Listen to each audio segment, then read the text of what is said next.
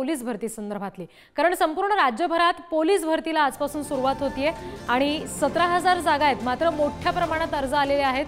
साधारणपणे 17.5 लाख अर्ज या जागांसाठी आलेले आहेत। आजपासून ही पोलीस भरती सुरू होतीये, त्याच्यामुळे अनेक जे इच्छुक तरुण आहेत ते सगळेजण या सगळ्यासाठी प्रचंड दिवसापासून मेहनत घेत होते आणि अखेर आज पोलीस भरतीची ही मैदानी चाचणी आजपासून सुरू झालेली आहे। 17,500 जागा आहेत, पण त्याच्यासाठी 17.5 लाख अर्ज आलेले आहेत। आणखी अपडेट्स घेणार आहोत। प्रतिनिधी शेखर पाटील आपल्याशी जोडले गेलेत। शेखर, काय नेमका उत्साह तरुणांमध्ये पाहायला मिळतोय जे पोलीस भरतीसाठी इच्छुक आहेत, आणि मुख्य म्हणजे अवघ्या 17,500 जागा आहेत आणि 17 लाख फॉर्म आलेले आहेत त्याच्यासाठी?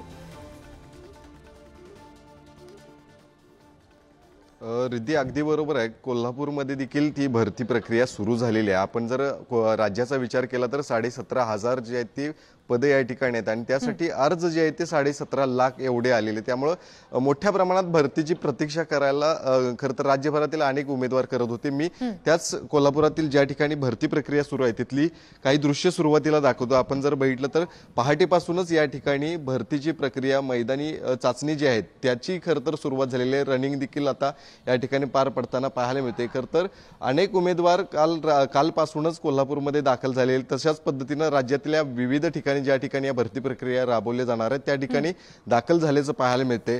मोठ्या प्रमाणात तरुणांचा देखील उत्साह आहे। गेल्या अनेक वर्षांपासून खरं तर ते पोलीस भरतीमध्ये प्रयत्न करत असतात आणि त्याचीच खरं तर वाट देखील पाहत असतात कधी एकदा भरती प्रक्रिया होते, आणि तो दिवस खरं तर आज उजाडलेला आहे।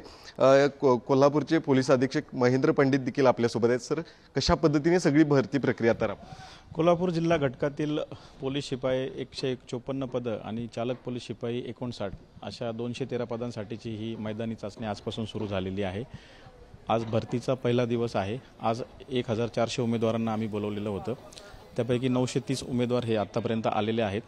त्यांची छाती आणि उंची मोजून जे उमेदवार पात्र ठरलेले आहेत त्यांचं 1600 मीटर, 100 मीटर आणि गोळाफेक या 3 मैदानी चाचणी आता सुरू झालेल्या आहेत। साधारण 200 उमेदवारांची मैदानी चाचणी पूर्ण होत आलेली आहे। उर्वरित उमेदवारांची देखील लवकरच पूर्ण होईल। संपूर्ण भरतीचा जो प्रक्रियेचा परिसर आहे तो CCTV निगराणीखाली आहे। त्याचबरोबर फेस रेकग्निशन, बायोमेट्रिक आणि 1600 आणि 100 मीटरसाठी RFID टॅग अशी यंत्रणेचा वापर पोलीस दलातर्फे करण्यात येतोय, ज्यामुळे निकालामध्ये अचूकता राहील। त्याचबरोबर जे उमेदवार या भरती प्रक्रियेत सहभागी झालेले आहेत वैद्यकीय पथकाची देखील व्यवस्था केलेली आहे। त्यांच्यासाठी पिण्याचं पाणी असेल, ORS असेल आणि अल्पपहारमध्ये केळी अशी देखील व्यवस्था पोलीस दलातर्फे करण्यात आलेली आहे। सर्व उमेदवारांना देखील मी हेच आवाहन करेल की भरती प्रक्रिया ही अत्यंत पारदर्शकपणे सुरू आहे। कुठल्याही आमिषाला उमेदवारांनी बळी पडू नये, आणि जर तसं आमिष कोणी दाखवण्याचा प्रयत्न करत असेल तर आपण तात्काळ पोलीस अधीक्षक असतील, पोलीस उपअधीक्षक मुख्यालय असतील किंवा आमचा नियंत्रण कक्ष किंवा डायल 112 या ठिकाणी संपर्क करावा, त्याची माहिती द्यावी। नक्कीच। खरं तर पोलीस अधीक्षक कोल्हापूरचे होते महेंद्र पंडित सर, त्यांनी या संदर्भातली माहिती देखील दिली। मी पुन्हा एकदा रिद्धी त्याच मैदानावरची दृश्य सुरुवातीला दाखवतो। खरं तर कोल्हापूरसह राज्यभरातील जवळपास 17,500 शेखर, आणि एकंदरीत हाच उत्साह तरुणांमध्ये सुद्धा पाहायला मिळतोय, हे तिथे अगदी तुमच्या लक्षात आलं असेल। धन्यवाद शेखर दिलेल्या सगळ्या तपशिलांसाठी आणि दाखवलेल्या दृश्यांसाठी।